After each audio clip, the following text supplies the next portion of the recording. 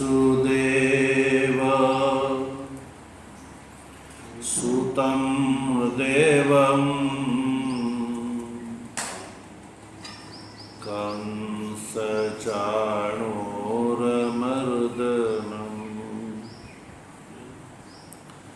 देवकी परमानन्दं कृष्णं वन्दे जगद्गुरुं मूकं करोति वाचालं पङ्गुं लङ्घयते गिरिं यत्कृपातमहं वन्दे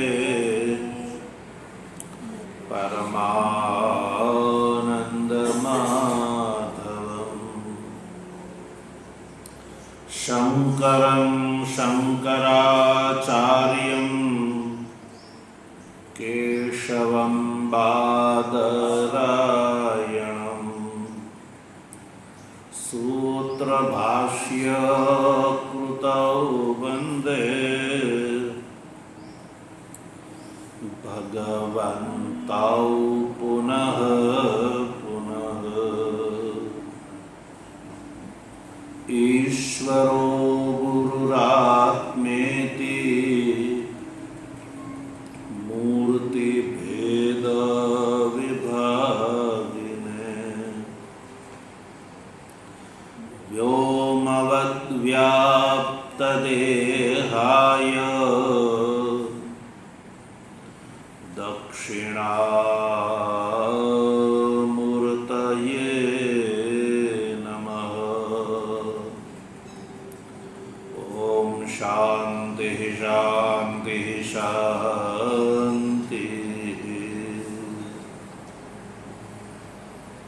तत्वजिज्ञासु सज्जनो,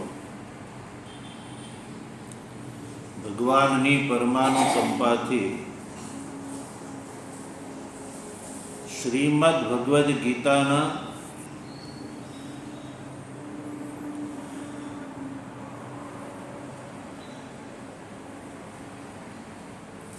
પ્રાતઃકાલીન સ્વાધ્યાય વિચાર ક્રમમાં શ્રીમદ ભગવદ્ ગીતાના સાંખ્ય યોગ નામના બીજા અધ્યાયના 21મા શ્લોકનો વિચાર કરી રહ્યા છીએ। 21મા શ્લોકમાં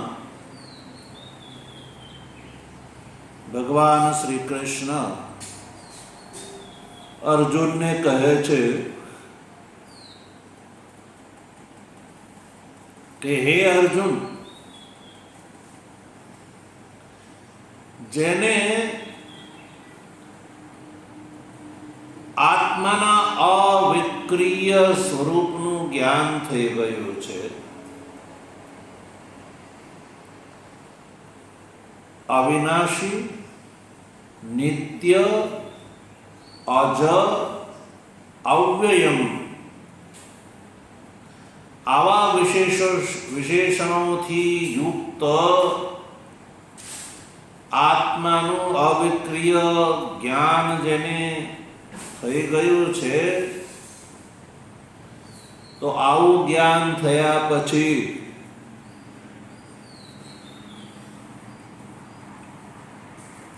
જ્ઞાનીની અંદર કર્તૃત્વ ભોક્તૃત્વ સમાપ્ત થઈ જાય છે।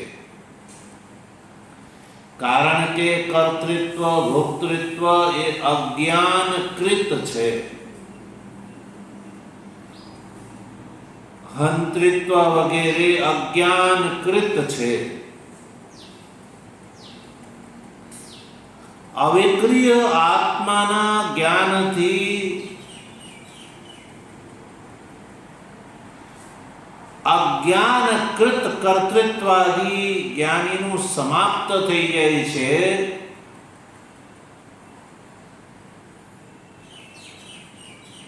તો પછી હે અર્જુન,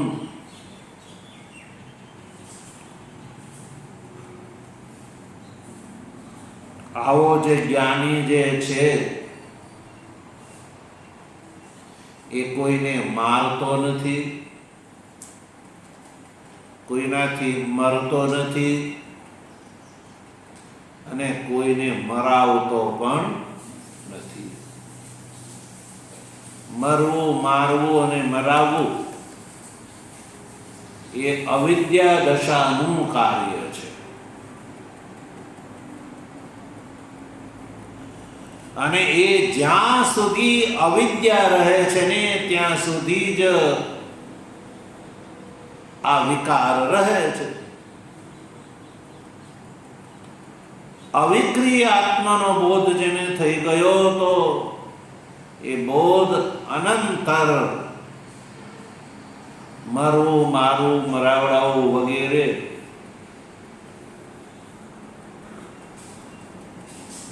કોઈ ક્રિયા બાકી રહેતી નથી.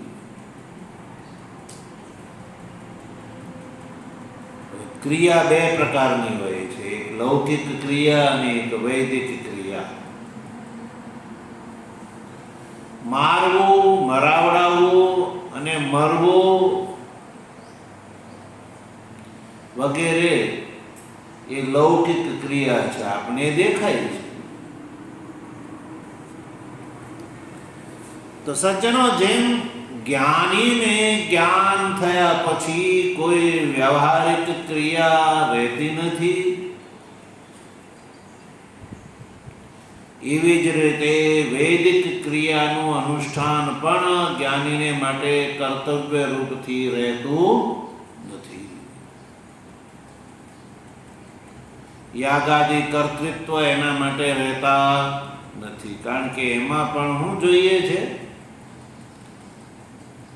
કર્તૃત્વ, ભોક્તૃત્વ બુદ્ધિપૂર્વક જ વૈદિક કર્મ પણ થાય છે. એટલે લૌકિક યા વૈદિક કોઈ પણ પ્રકારના કર્તવ્ય જ્ઞાનીને માટે શેષ રહેતા નથી.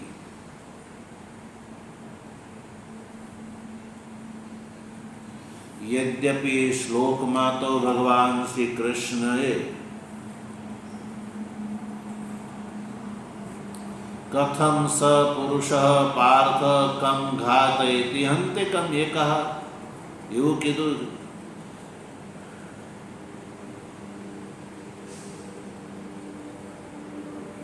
શા માટે કોઈને મારે અને શા માટે કોઈનાથી મરે? મારવા, મરાવવા અને મરવા વિષયક જ વાત કરીએ છીએ. તો એ એટલા માટે કરે છે કે યુદ્ધની વાત ચાલી રહી છે. એટલે ભગવાન ભાષ્યકાર આ લૌકિક ક્રિયાને ઉપલક્ષણ માનીને સાથે સાથે વૈદિક જે ક્રિયા છે યાગાદિ કર્તૃત્વ એ પણ આક્ષેપનો વિષય થઈ જાય છે અહીંયા. અર્થાત જેમ જ્ઞાનીને લૌકિક ક્રિયાની અંદર કર્તૃત્વ નથી રહેતું, એમ વૈદિક જે યાગાદિની અંદર પણ કર્તૃત્વ નથી રહેતું. એટલે જ્ઞાનીને માટે યાગાદિ કોઈ કર્તવ્ય જ્ઞાન થયા પછી બાકી રહેતા નથી. એવું ભગવાન ભાષ્યકાર અહીંયા ભગવાનના આ વચનનો અવસર જોઈને જ્ઞાનીને માટે જ્ઞાન થયા પછી કર્તવ્ય કર્મ શેષ નથી રહેતા એ વાત કરીને જ્ઞાન કર્મ સમુચ્ચયવાદીના મતનું બરાબર ખંડન કર્યું. જ્ઞાન કર્મ સમુચ્ચયવાદીના મતનું ખંડન કરીને મીમાંસકના મતનું પણ ઉત્થાપન કર્યું અને મીમાંસકના મતનું પણ ખંડન કર્યું. અને મીમાંસકના મતનું ખંડન કર્યા પછી સ્વપક્ષ જે છે, સ્વપક્ષ જે છે કે જ્ઞાન થયા પછી જ્ઞાનીને માટે સર્વકર્મનો સંન્યાસ એ જ એકમાત્ર કર્તવ્ય છે. સર્વકર્મનો સંન્યાસમાં અધિકાર છે, જ્ઞાનીનો કર્મમાં નહીં. તો પૂર્વ પક્ષી એવું કહે કે સારું ચાલો, જ્ઞાનીનો અને મુમુક્ષુનો બેવનો સર્વકર્મના સંન્યાસમાં જે અધિકાર હોય તો એ શેના આધારે તમે એ કહો છો? શું ભગવાને ક્યાંય જ્ઞાનીને માટે સર્વકર્મના સંન્યાસની વાત કરી છે ગીતામાં? એવો મીમાંસક પ્રશ્ન કરી શકે તો ભગવાન શ્રી કૃષ્ણે કહ્યું કે સર્વકર્મ સંન્યાસમ વક્ષ્યતિ સર્વકર્માણિ મનસા ઇત્યાદિના. જો પંક્તિ મળે,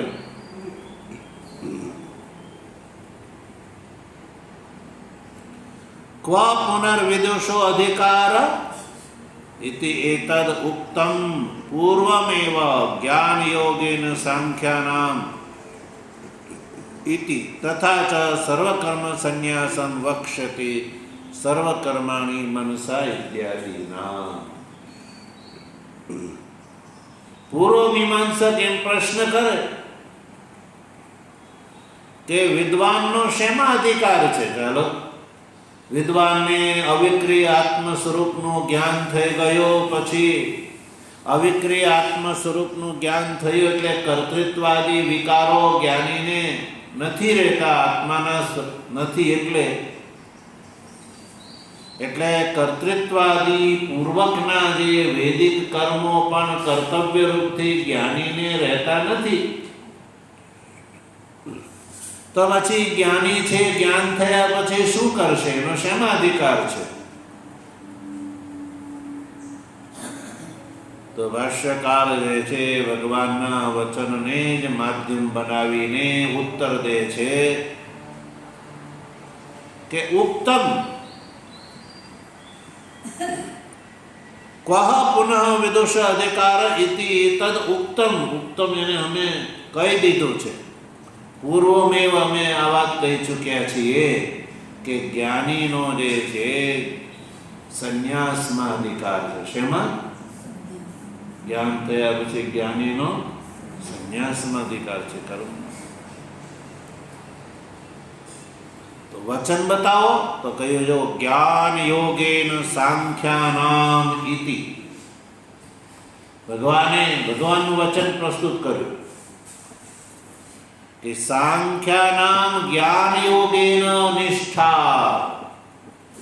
જે સાંખ્ય છે અર્થાત કે જે જ્ઞાની છે, જેને સાંખ્ય તત્વનું જ્ઞાન થયું છે, એવા જ્ઞાનીને માટે કહ્યું કે જ્ઞાન યોગેન નિષ્ઠા.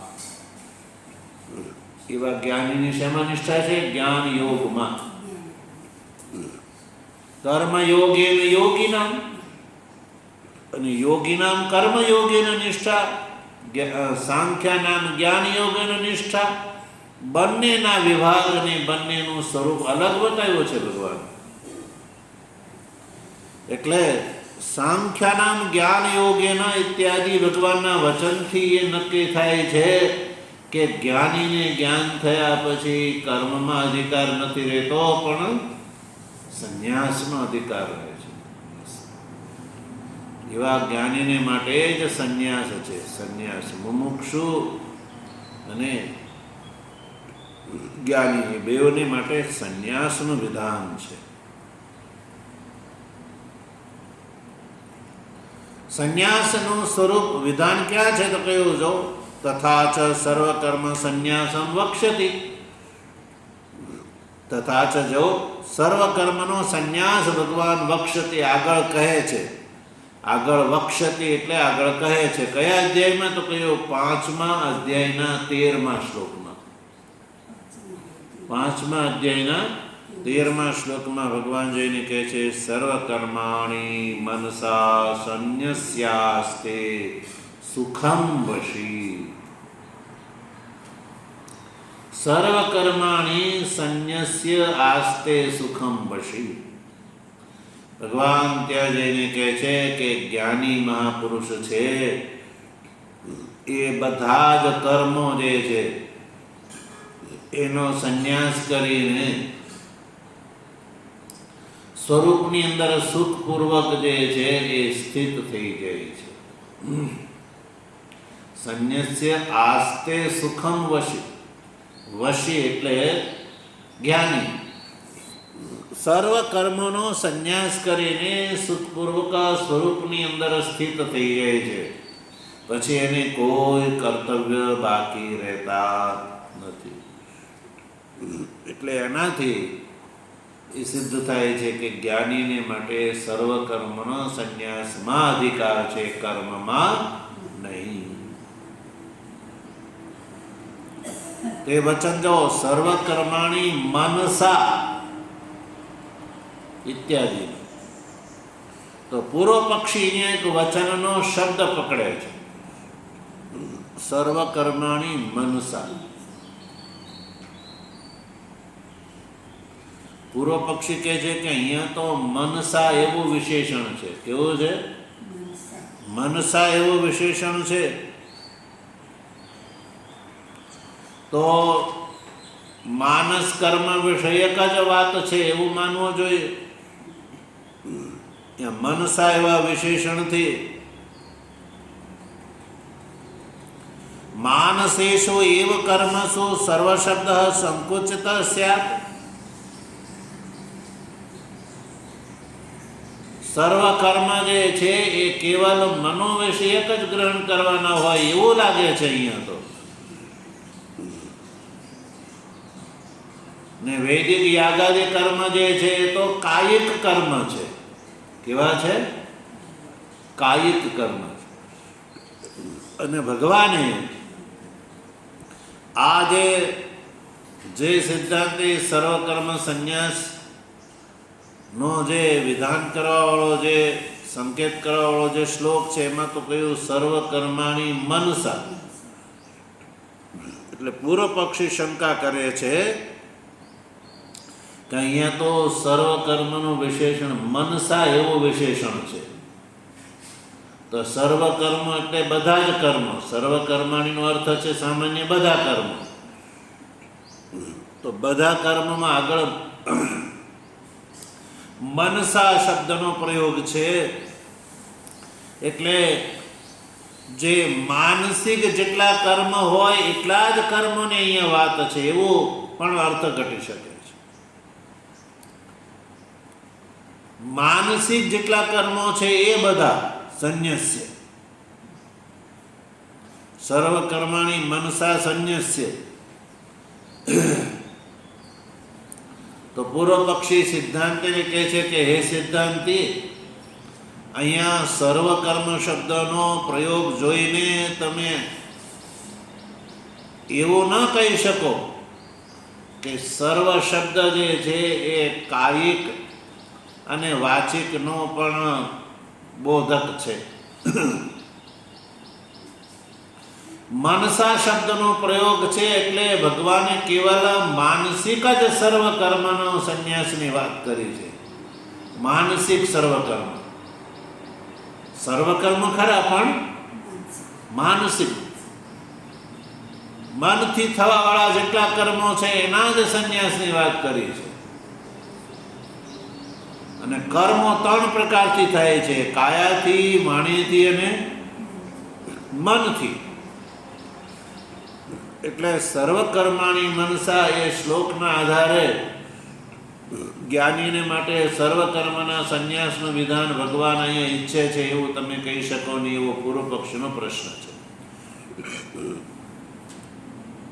કારણ કે આ 5મા અધ્યાયના 13મા શ્લોકમાં તો કેવલ માનસિક સર્વકર્મની વાત છે, કાયિક અને વાચિક નહીં.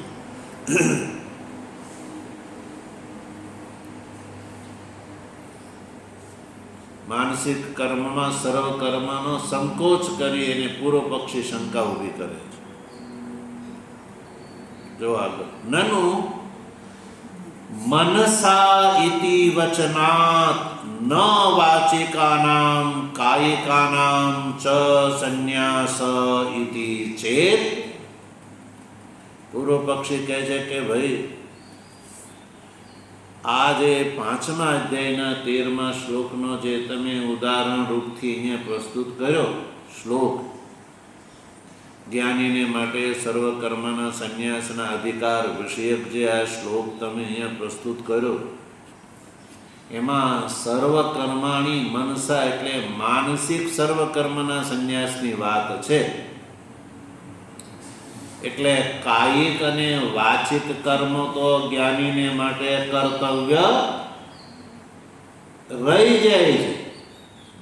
એટલે કે જ્ઞાનીએ કાયિક કર્મો અને વાચિક કર્મો કરવા જોઈએ. ચાલો માનસિક કર્મનો સંન્યાસ કરી દે, પણ કાયિક અને વાચિક કર્તવ્ય શેષ રહી જાય છે એવું કહે છે. મનસા ઇતિ વચનાત ન વાચિકાનામ કાયિકાનામ ચ સંન્યાસ.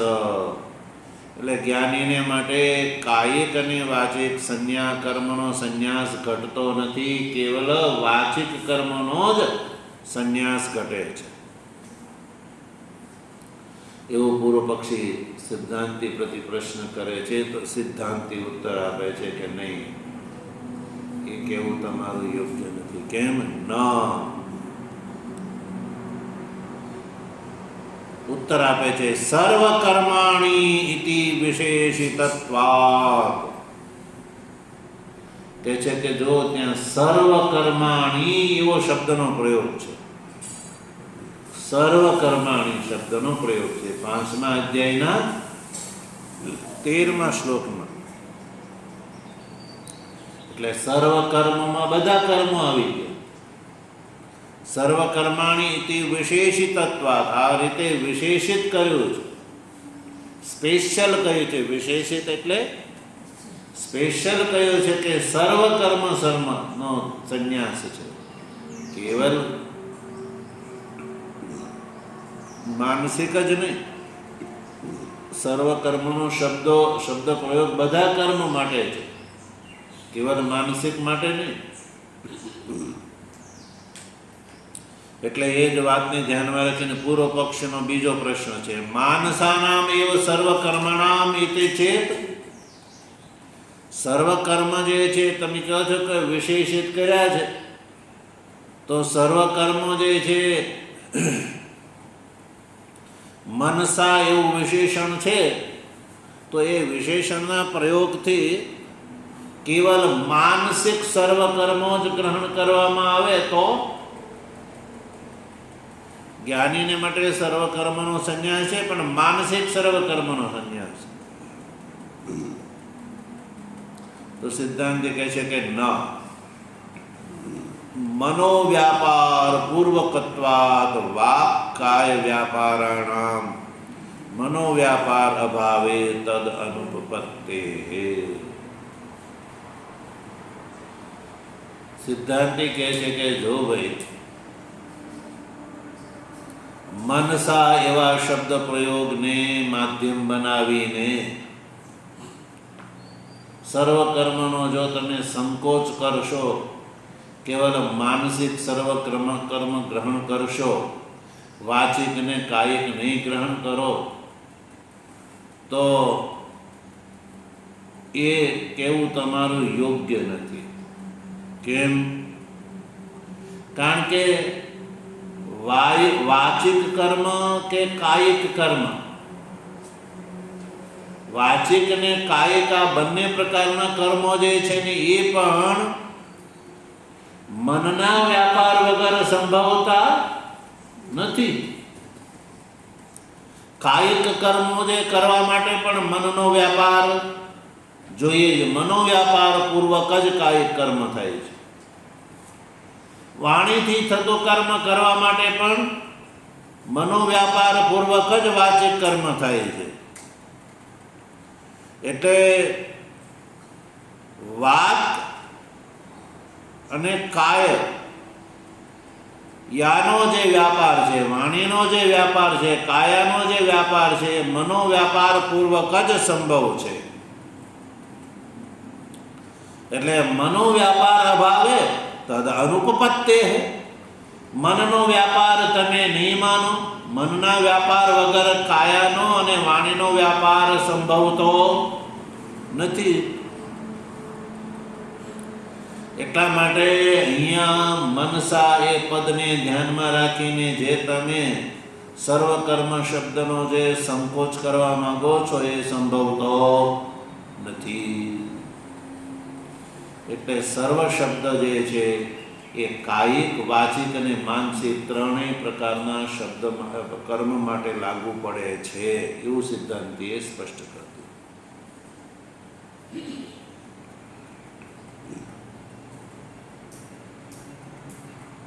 તો પૂર્વ પક્ષી હજી બીજી એક શંકા ઊભી કરે છે. પૂર્વ પક્ષી કહે છે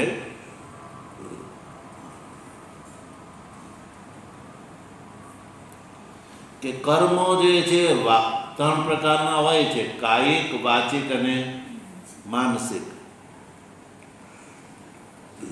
હવે એમાં શાસ્ત્રીય કર્મો પણ આવે છે.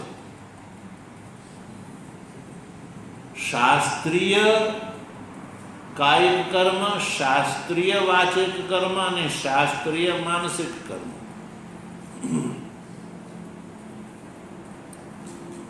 કર્મો બે પ્રકારના, લૌકિક અને શાસ્ત્રીય.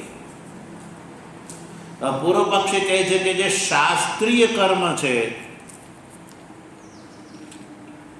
વાક કાય કર્મણામ કારણાની માનસાની કર્માણી વર્જયિત્વા. શાસ્ત્રીય જે વાચિક કર્મ, શાસ્ત્રીય કાયિક કર્મ, એ કર્મો જે છે એમાં માનસાને કર્માણી વર્જયિત્વા. શાસ્ત્રીય પક્ષમાં, વ્યવહારિક પક્ષમાં તો તમે કીધું કે કાયિક અને વાચિક એ મનોવ્યાપાર પૂર્વક હોય છે, એટલે મનનો વ્યાપાર વગર જે છે એ કર્મો થઈ શકતા નથી. તો પૂર્વ પક્ષી કહે છે કે આ વાત શાસ્ત્રીય કર્મમાં લાગુ કરો. શાસ્ત્રીય કર્મો જે છે એને ત્રણ પ્રકારના માનો, કાયિક, વાચિક અને માનસિક. તો શાસ્ત્રીય વાક કારણ, શાસ્ત્રીય કાય કર્મમાં જે કારણ છે એમાં માનસાની કર્માણી વર્જયિત્વ. શાસ્ત્રીય કર્મોમાં માનસિક કર્મોને છોડીને અન્યાની સર્વ કર્માણી મનસા સંન્યસ્યેત ઇતિ ચેત. એટલે કે માનસિક કર્મોને છોડીને વાણીથી થતા કર્મો અને કાયાથી થતા કર્મો જે છે એ અહીંયા સર્વકર્મ શબ્દનો વિષય બનાવો. માનસાની કર્માણી વર્જયિત્વા અન્યાની સર્વ કર્માણી. માનસિક કર્મોને છોડીને અન્ય બીજા જે વાક અને કાયાથી થતા સર્વ કર્મો છે એ મનસા સંન્યસ્યેને, એનો જે મનથી સંન્યાસ કરીને જ્ઞાની સુખમ વશ, સંન્યસ્યાસ્તે સુખમ વશ એવો અર્થ કરો ને.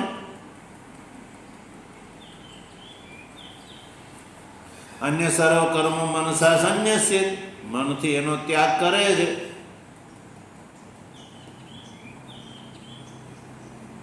માનસિક કર્મ કરે છે જ્ઞાની, વાણીથી ને કાયાથી થતા કર્મો નથી કરતો, એનો ત્યાગ કરે છે એવું માનો ને.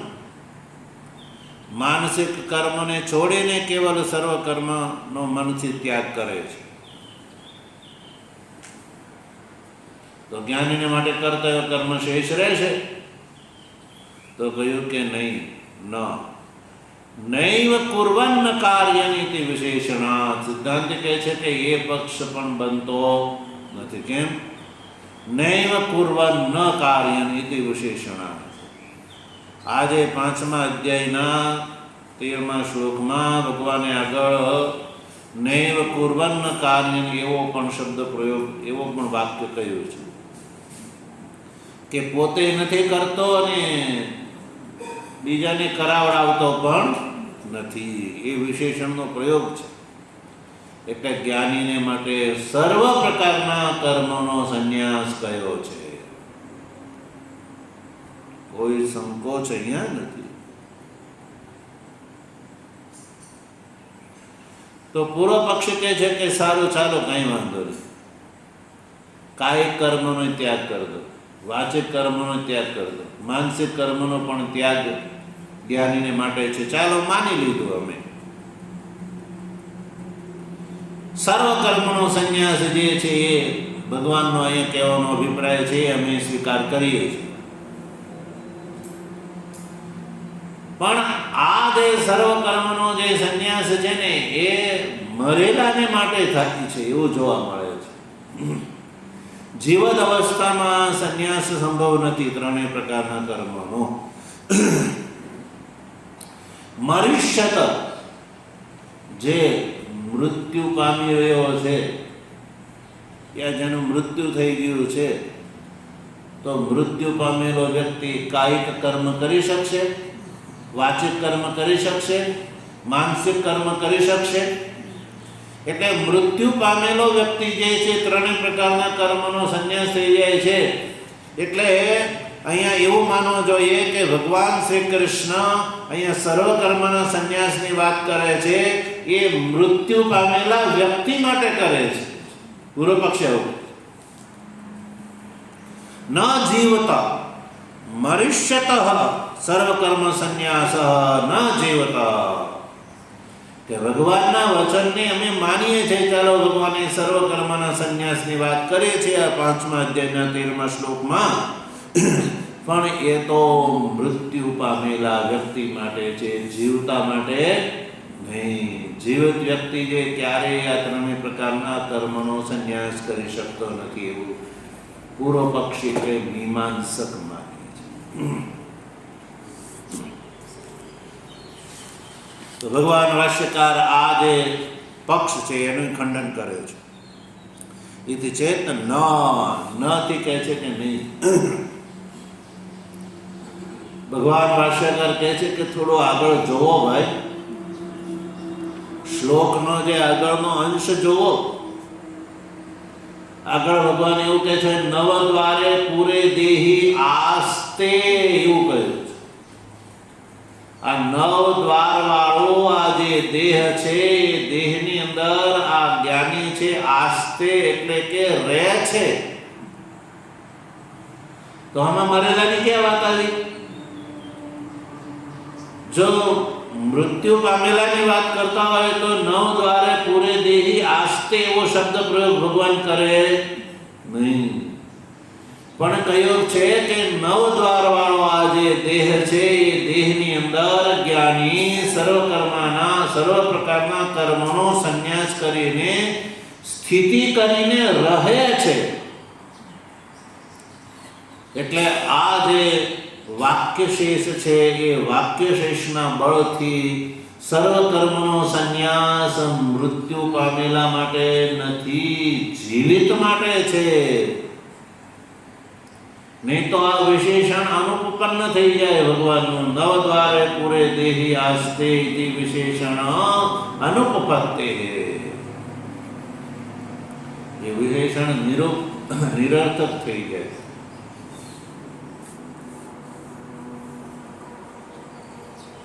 ભાષ્યકાર આગળ લખે છે નહીં સર્વ કર્મ સંન્યાસેન મૃતસ્ય તદ્દેહ આસનમ સંભવતી. કહે છે કે જેને સર્વ કર્મના સંન્યાસથી મૃત વ્યક્તિ જે છે એને ચાલો સર્વ કર્મનો સંન્યાસ કરી દીધો મૃત્યુ પામેલા વ્યક્તિએ, તો પછી મૃત્યુ પામેલો વ્યક્તિનો આ જેને આ દેહ જે છોડી દીધો છે તદ્દેહે આના શરીરની અંદર મૃત્યુ પામેલા વ્યક્તિનું આસનમ સંભવ નથી. મૃત્યુ પામેલો વ્યક્તિ પુનઃ આ છોડેલા શરીરની અંદર એ સ્થિત કરીને રહી શકતો નથી. અને જો રહે તો એ જીવતો કહેવાય, તો મૃત્યુ પામેલો કહેવાય જ નહીં. એટલે મૃત્યુ પામેલો વ્યક્તિ પુનઃ આ શરીરની અંદર સ્થિતિ કરીને રહી શકતો નથી, એ તો તુરત જ બીજો શરીર ગ્રહણ કરી લે છે. શાસ્ત્રમાં જે છે મૃત્યુ પામેલા વ્યક્તિ માટે કહેવામાં આવ્યું છે કે જો એ મૃત્યુ પામેલો વ્યક્તિ જો એના શારીરિક કર્મ જે કાયિક કર્મ પ્રધાન હોય તો એ ધૂમ માર્ગથી સ્વર્ગમાં ગમન કરે છે. મૃત્યુ પામ્યા પછી ધૂમ માર્ગથી એણે કરેલા વૈદિક કર્મનો ભોગ માટે સ્વર્ગમાં ગમન કરે છે. યદિ એની ઉપાસના કરે છે તો ઉપાસનાના ફળ સ્વરૂપે એ અર્ચી માર્ગથી બ્રહ્મલોકમાં ગમન કરે છે. અને એને કોઈ વૈદિક કર્મ યા ઉપાસના નથી કરી, સ્વાભાવિક કર્મ કર્યા છે, ખાઈ પીને મોજ કરી છે, આ ભોગના જ ભોગ ભોગવ્યા છે, એવો વ્યક્તિ શરીર છૂટ્યા પછી જાયસ્વ મર્યસ્વ ઇતિ તત તૃતીયમ સ્થાનમ, એ પાછો જે છે એ જન્મવા માટે, પાછો મરવા માટે જન્મ ધારણ કરે છે અહીંયા ને અહીંયા ત્રિણ ઝરૂકાની જેમ. એટલે પાછો આ દેહમાં કોઈ આવતો નથી. એટલે કહ્યું કે સર્વકર્મ સંન્યાસીને મૃતસ્ય, મૃત્યુ પામેલાનો તદ દેહે, આ દેહની અંદર આસન સંભવ નથી. અને ભગવાને નવ દ્વારે પૂરે દેહી આસ્તે એવું કહ્યું છે. આસ્તે એટલે સ્થિતિ કરીને રહે છે. એટલે એનાથી એ વાત સિદ્ધ થાય છે કે સર્વકર્મનો સંન્યાસ છે એ જીવત અવસ્થાની વાત છે, મૃત્યુ પામેલાની વાત અહીંયા નથી. તો પૂર્વ પક્ષી હજી એક શંકા કરે છે.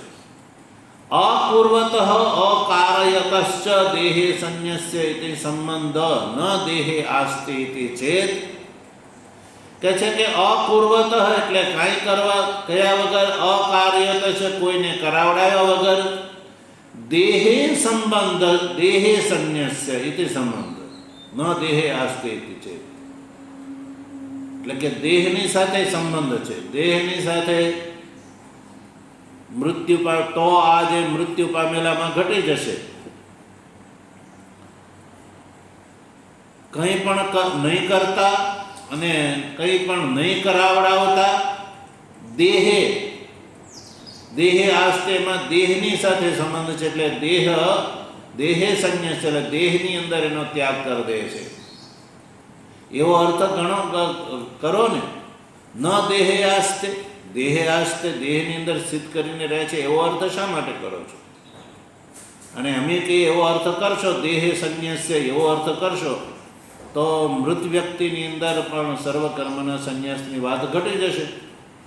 તો સિદ્ધાંતિ કહે છે, ભાષ્યકાર લખે છે, ન એ અર્થ પણ ઘટતો નથી. કેમ? સર્વત્ર આત્મન અવિક્રિયત્વ અવધારણાત, કહે છે કે સર્વત્ર આત્માનું અવિક્રિયત્વનું જ અવધારણ કરેલું છે, આ દેહની કોઈ વાત નથી. સર્વત્ર અવિક્રિય આત્માના અવધારણા, અવિક્રિય આત્માના જ અવધારણની વાત છે જ્ઞાનીની માટે. એટલે આસન ક્રિયાયાશ્ચ અધિકરણ અપેક્ષત્વાદ, અને આસન ક્રિયા જે છે એ અધિકરણની અપેક્ષા રાખે છે. આસન ક્રિયા એ અધિકરણની અપેક્ષા રાખે છે. આસન એટલે બેસવું, તો બેસવા માટે કોઈને કોઈ જગ્યા સ્થાન જોઈએ. અને તદ અનપેક્ષત્વાચ્ચ સંન્યાસસ્ય, સંન્યાસની જે છે કોઈ અપેક્ષા બેસવા વગેરેની નથી રહેતી. સંન્યાસનો અર્થ જે છે બેસવો, મૂક થઈને બેસવો એવો અર્થ નથી. સંન્યાસનો અર્થ છે સંપૂર્વસ્તુ ન્યાસ શબ્દ ત્યાગાર્થ. સંન્યાસમાં સમ ઉપસર્ગપૂર્વક ન્યાસ શબ્દનો પ્રયોગ છે. સમ ઉપસર્ગપૂર્વક ન્યાસ શબ્દનો પ્રયોગ છે. એટલે સંપૂર્વસ્તુ ન્યાસ શબ્દ એનો ત્યાગ એવો અર્થ થાય છે, ન નિક્ષેપાર્થ. એક જગ્યાએથી હાથમાં ગોટો વાળીને એક જગ્યાએ ફેંકવું એવો અર્થ નથી થતો કે ભાઈ ચાલો સર્વ કાયિક વાચિક માનસિક કર્મને ગોટો વાળીને દેહની અંદર ફેંકી દીધા, એવું નથી અર્થ થતો. અહીં સમપૂર્વક ન્યાસ શબ્દનો ત્યાગ અર્થ છે, ન નિક્ષેપાર્થ. એટલે અહીંયા કર્મનો નિક્ષેપ નથી કરવાનો કે દેહની અંદર નિક્ષેપ કરી દીધો અને મૃત્યુ પામેલો વ્યક્તિ અહીંયાથી સર્વ કર્મ કાયિક વાચિક અને માનસિક કર્મનો દેહની અંદર નિક્ષેપ કરીને ચાલ્યો ગયો, એવો અર્થ નથી. એટલે એનાથી એ વાત નક્કી થઈ ગઈ કે સર્વ કર્માણી સંન્યસ્યાસ્તે સુખમ વશી નવદ્વારે પુરે દેહી નૈવ પૂર્વન્ન કાર્યમ. આ જે શ્લોકની અંદર સર્વકર્મના સંન્યાસની જે વાત છે એ જ્ઞાનીને માટે છે. જ્ઞાનીને માટે સર્વકર્મનો સંન્યાસમાં જ અધિકાર છે અને એ જીવત અવસ્થામાં છે. એટલે એ વાત સિદ્ધ થઈ ગઈ કે ભગવાન શ્રી કૃષ્ણના કયા પ્રમાણે જેને જે જ્ઞાનીને અવિક્રિય આત્માના સ્વરૂપનો બોધ થઈ ગયો છે તો એ સર્વકર્મના સંન્યાસનો અધિકારી છે. એટલે જ્ઞાન કર્મ સમુચ્ચયવાદીનું પણ આ વિષયમાં ખંડન કર્યું અને આ વિષયમાં મીમાંસકના મતનું પણ ખંડન કર્યું. એ બેવનો જે કોઈ પક્ષ ઘટ્યો નહીં. એટલે ગીતાનો નિશ્ચિત અર્થ જે છે ભગવાન આગળ બતાવે છે, તસ્માદ ગીતા શાસ્ત્રે આત્મજ્ઞાનવત સંન્યાસે એવ અધિકાર ન કર્મણી. તસ્માદ એટલે આ રીતે ગીતા શાસ્ત્રની અંદર આત્મજ્ઞાનવત જેને અવિક્રિય આત્માના સ્વરૂપનો બોધ થઈ ગયો છે એવા જ્ઞાનીને માટે તો સંન્યાસે એવ અધિકાર, સંન્યાસમાં જ એનો અધિકાર છે, કર્મમાં નહીં. એટલે અવિક્રિય આત્માના જ્ઞાન થયા પછી જ્ઞાનીને માટે કોઈ કર્મ કર્તવ્ય શેષ રહેતા નથી. ઇતિ તત્ર તત્ર ઉપરિષ્ટાદ આત્મજ્ઞાન પ્રકરણે દર્શયિષ્યામઃ. ભગવાન ભાષ્યકાર લખે છે આ જ વાત જે છે તત્ર તત્ર એટલે આગળ પણ જ્યારે જ્યારે આવા પ્રકારનો કોઈ અવસર આવશે ત્યારે એ અવસરને જોઈને આત્મજ્ઞાનનું પ્રકરણ આવશે ત્યારે અમે આ વાત આગળ પણ દેખાડીશું અને ભગવાન શ્રી કૃષ્ણનો આ જ અભિપ્રાય છે એ સ્પષ્ટ કરીશું. તો સજ્જનો આ રીતે આ 21મા શ્લોકનો આપણે ભાષ્ય સહિત વિચાર કર્યો. એ ભાષ્ય સહિત વિચાર અહીંયા સંપૂર્ણ થાય છે. આવતીકાલે આપણે 22મા શ્લોકના વિચારનો પ્રારંભ કરીશું. ઓમ વસુદેવ સુતમ દેવમ કંસચાણૂરમર્દનમ દેવકી પરમાનંદમ કૃષ્ણં વંદે જગદ્ગુરુ. મૂકં કરોતિ વાચાલં પંગું લંઘયતે ગિરિં યત્કૃપાતમહં વંદે પરમાનંદમાધવં.